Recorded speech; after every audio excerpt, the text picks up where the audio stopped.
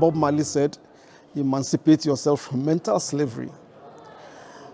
If you are mentally enslaved, there is no way in which you can develop. And so part of our city project is really reconnecting with the past. Of course, not living in the past, but reconnecting with the past, learning from the past, building for the future. My name is Ibrahim-Tanko Amidu. I am the Executive Director of the Star Ghana Foundation. Star Ghana Foundation is a national civil society organization in Ghana that focuses on promoting active citizenship, enabling and supporting people to be able to contribute their time, their resources towards societal promotion. And it also focuses on local philanthropy, how we can mobilize local resources to address local solutions. And the third is that it strengthens civil society. So that is what Star Ghana is. Star Ghana, in a way, is acting as a facilitator of the OurCity project in Koforidua, which is a city in Ghana.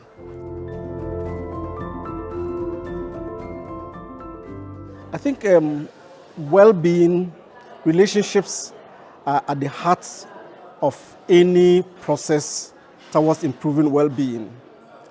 Relationships, first of all, give people a sense of belonging.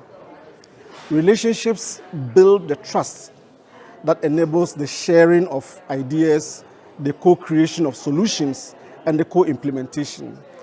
Relationships matter in terms of strengthening organizations, bringing people together in organizations that they can work collectively. So relationships for me are at the heart of any efforts at well-being. As you mentioned about the poly crisis, even in Ghana, there is a huge problem. First, the traditional forms and ways of connecting are fast disappearing because of urbanization, because of the economic crisis, and etc. So you have a huge group of young people without the social connections, without the voices, without the participation that enables them to feel they matter, but also to be part of the solution. You have a huge youth unemployment crisis that again affects people's well-being. And the third is that you have the youth increasingly disconnecting from the rest of society for a number of reasons. So any effort at addressing this should start with building relationships. And I think that is why relationships should be at the center of what we do, and it is at the center of what we do at Star Ghana.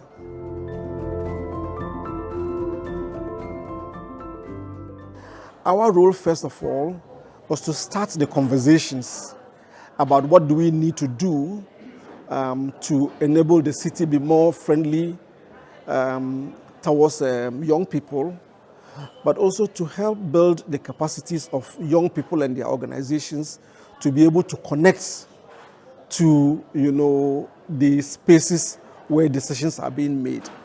And the third rule is really to facilitate the relationships between the municipal council, the youth organizations, service providers, whether in education, in health, in entrepreneurship, So we see ourselves as a connector of voices and the strengthening of youth voices in this.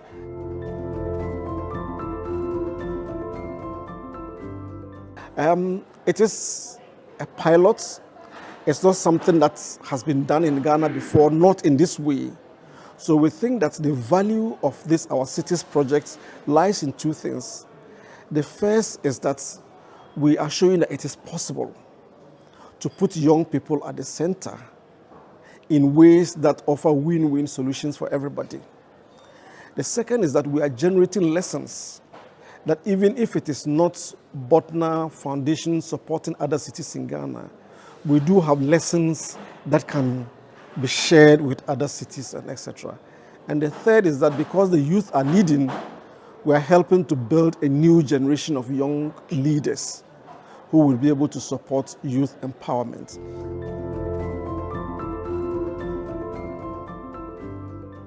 when we went into this project, we talked about the youth as one group, as a homogeneous group, young people. But on the ground, we realized that there are different groups of young people, young women, young men, young people with disabilities, young people without an education, young people in urban areas. And unless we begin to see the intersectionality, we may say we are focusing on young people, but at the end of the day, only a certain group of young people would benefit. And so that whole thing about seeing the diversity in terms of youth and finding ways of connecting with each of these, I think that is one of the values that we bring to any efforts towards youth empowerment in Ghana.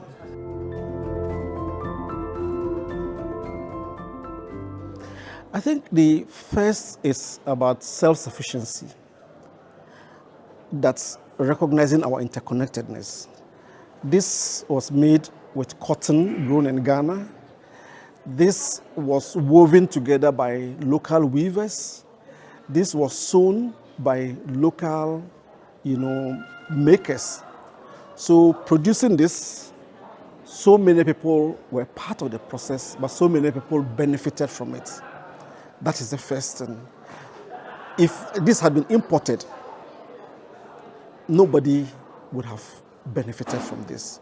So that whole process of indigenous ways of doing these things, of course, scaling it up enables win-win situations for everybody.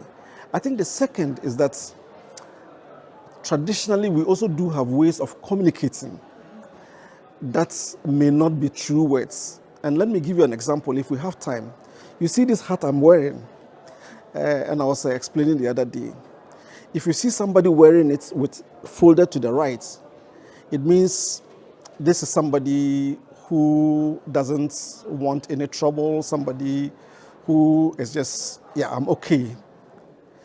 If you see it folded to the left, it's kind of this young man who say, look, I am a man about town and I don't, If it is up like this, only chiefs do that.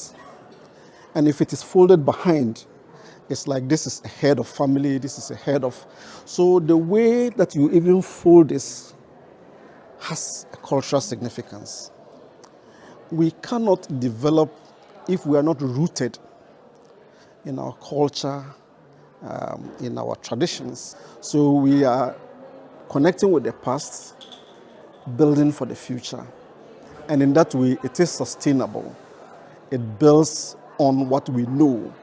So we are starting from the known to the unknown. A lot of times what we see is that we import things from outside that are not rooted, and so they are not sustainable.